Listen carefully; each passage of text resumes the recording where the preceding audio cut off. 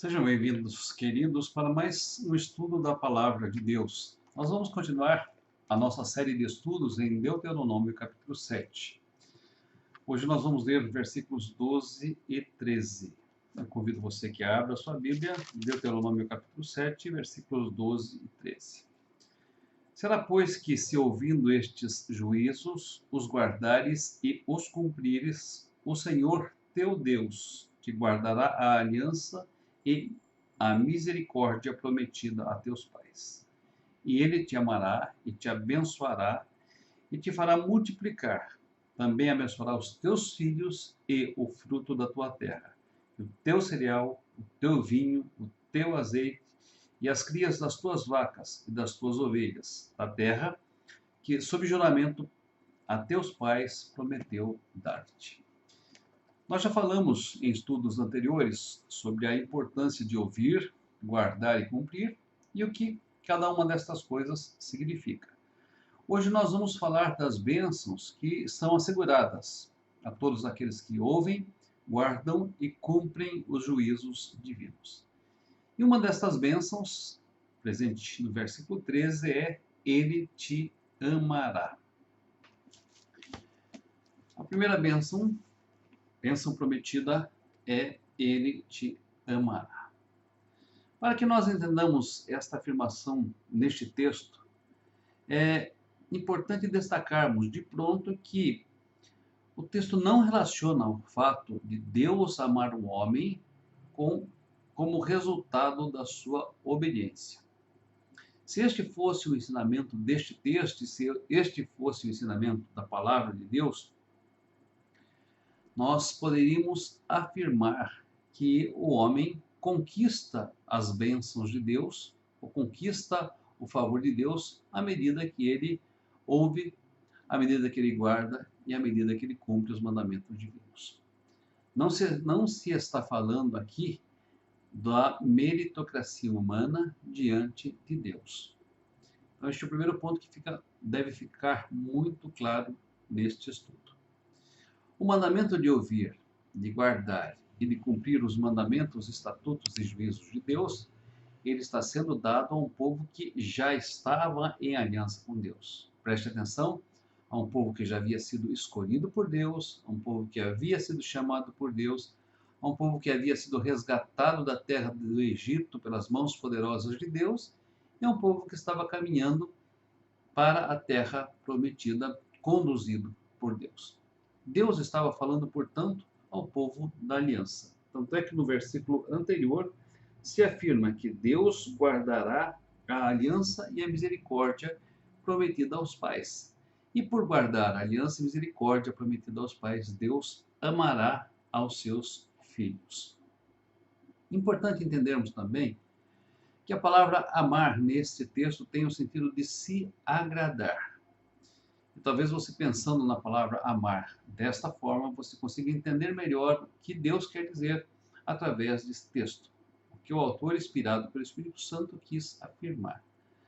Certamente nós podemos afirmar com todas as letras e sem sombra de dúvidas que este é um ensinamento bíblico para aqueles que estão numa relação filial com Deus.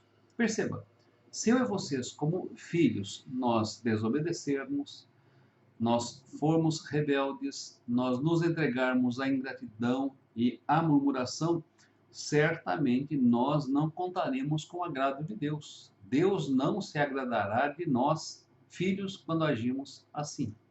E Deus, então, nos castigará, Deus, então, nos disciplinará.